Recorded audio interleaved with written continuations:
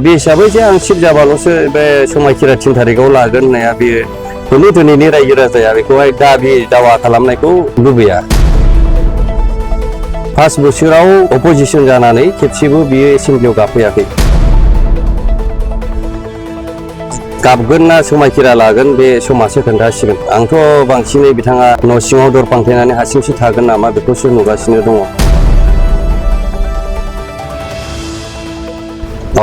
गासै आंनि 13 नम्बर चिरां ब्लकनि दैदेनगिरि आरो प्राइमारि बुथ कमिटि आरो बिसिडिसि चेयारमेन मेम्बार गासैखौबो आं हामबाय होग्रोयो। मानोना बिथांमोना जथेस्थ' इलेक्शन केम्पिं जाजेननायनिफ्राय दिनैसिम खस्थ' खालामनानै रायजो राजाफोरनि गेजेराव हाबनानै खामानिखौ मावदों आरो बेनि थाखायनो हाजासे साबायखर बावग्रोनाय थाबाय। दिनै फार्स्टआवनो लास्ट जोंनि इलेक्शन केम्पिंआ आरो बेवहाय आं दिनैहाय रोखा जानो हाबाय बे 13 नम्बर चिराङाव देरहागोना आं रोखा जानो हाबाय। बेसेबांसो मार्जिन लानानै ओरैनो आं बेहाय 22नि बारा बेहाय आं अनजिमा लानानै माने आं देरहागोनखौ आं नुदों। रायजो राजाफोरखौ भट होनो थाखाय मा खालामदों? आं रायजो राजाखौ बेखौनो खावलायगोन जे सान्थि भाबै रायजो राजाखौ नांलाय खमलाय गैयालासे मोजाङै मोजां जोंनि डेम'क्रेटिक बे डेम'क्रेटिकखौ फालिनानै जाहाथे बयबो ज'ज'यै फैनानै भट होफैयो बेनि थाखाय आं खावलायगोन जाहाथे बेयाव नांलाय खमलाय जाया मोजाङै मोजां इलेक्शना बारलांथों।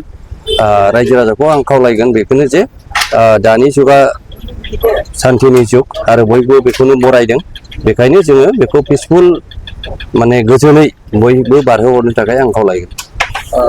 नोंथांनि हेंथायै बिपिएफ बिजेपि दङ सोर फेक्टर जागोन?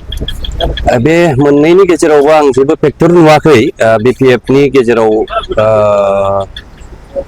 जों नुबाय गोबां बेबायदिनो दुरबलथाखौ जोङो नुबोबाय आरो गोबां दैदेनगिरिफ्रा बिथांमोननिफ्राय दिनैहाय एरायनानै दिनै इउपिपिएलआवनो फैबाय आरो बेहाय बिजेपिया जे बेहाय मोनसे दखल खालामनो हागोन बेखौ नुवाखै। मानोना जोंनि राजनितिकआ आन्सलिकनि मोनसे राजनितिक आरो बेखौ लानानै जोंनि उसुं खाथिनि जेनेबा राजनितिक बे हिसाबै बेहाय जिखुनु बिजेपियानो जा कंग्रेसआनो जा बेहाय रोदा सुनो हायाखै आं बेखौ नुदों आरो रायजो राजाया बेखौ दिनै लुबैयाखै।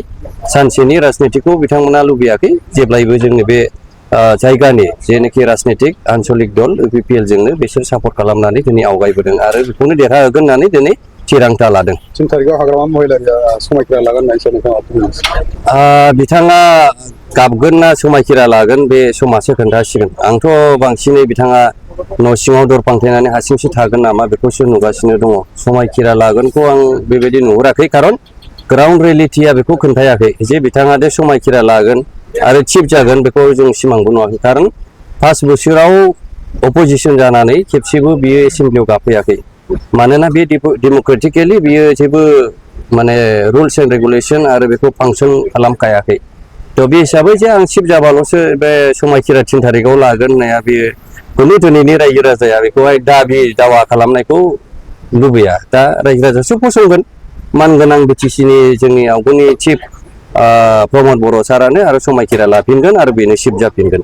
लोगोसे डक्टर हिमन्त बिश्व शर्माया मोनसे मोबिलाइजेसनाव फैनानै बर'नि नैबे बिटिसि एरियायाव जुदि बिजेपि दोला सरकार थायोब्ला बिटिसिनि माखासे बिसिडिसि लेभेला गोमालांगोन नामा बेखौ कनफिउजन खालामगासिनो दं।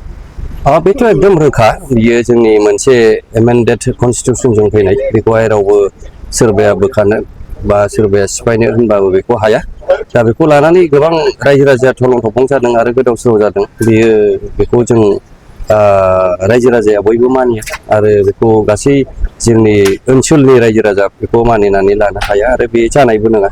बेखौ जों क्लियारलि बुंदों बेयो मोनसे राजनितिक लेंगुवेज आरो बेखौ जोङो राजनितिक भाबै जोङो लानांगोन। गोजोन्थों।